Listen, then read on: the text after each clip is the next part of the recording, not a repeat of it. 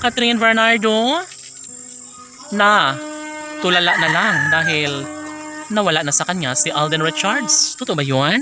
Siyempre, alam naman natin na patuloy lamang ang mga bashers na kung anuman ang mas makapagbibigay sa kanila ng kaligayahan. Sabi nga ni Alden Richards na talaga nga namang hindi pa rin umano sila tinitigilan ng mga bashers hanggang ngayon.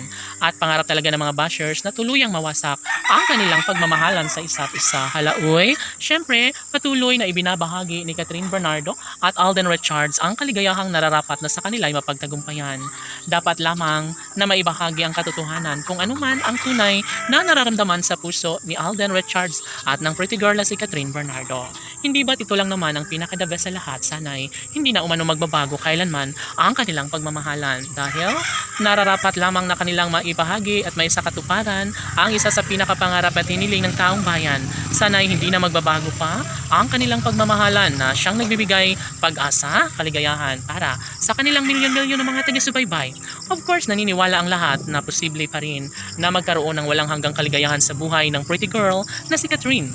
At tanging si Alden Richards lamang ang isa sa pinaka-the best sa lahat na sana'y ito na nga ang kanyang makakatuluyan at makasama sa habang panahon. Tanong ng mga netizens, may posibilidad pa nga kaya na maisakatuparan ang isa sa pangarap ni Alden Richards at Catherine Bernardo? Mangyayari pa kaya na maibahagi ang isang magandang pagkakataon tungo sa pangarap ng taong bayan na mabuo na ang pangarap ni Alden Richards at Catherine Bernardo? OMG! Naghihintay lamang ang lahat at ito lamang ang pinaka inaasam-asam. Sana nga ay hindi na maulit muli na masaktan lamang ang buhay ni Alden Richards sa pagmamahal ni Catherine Bernardo.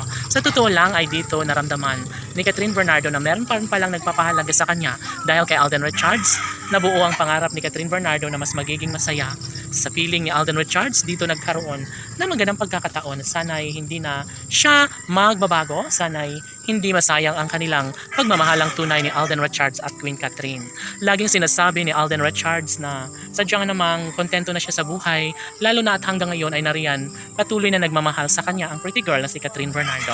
Ito na nga kaya ang kasagutan sa pangarap ni Alden Richards na magiging happy sa piling ng pretty girl na si Catherine Bernardo. Huhay gigil, syempre mananatili ang isang magandang pagkakataon, lalo na at hanggang ngayon ay nagkaroon na ng kapatawaran sa nakaraan, lalong-lalo na at ninanais din ni Catherine Bernardo na matagpuan ng isang magandang pagkakataon tungo sa pinaka mahalagang pagkakatagumpay sa relasyon ni Alden Richards. Sana'y si Catherine Bernardo at Alden Richards na nga sana'y hindi na umano magbabago ang isang relasyon ni Alden at Catherine.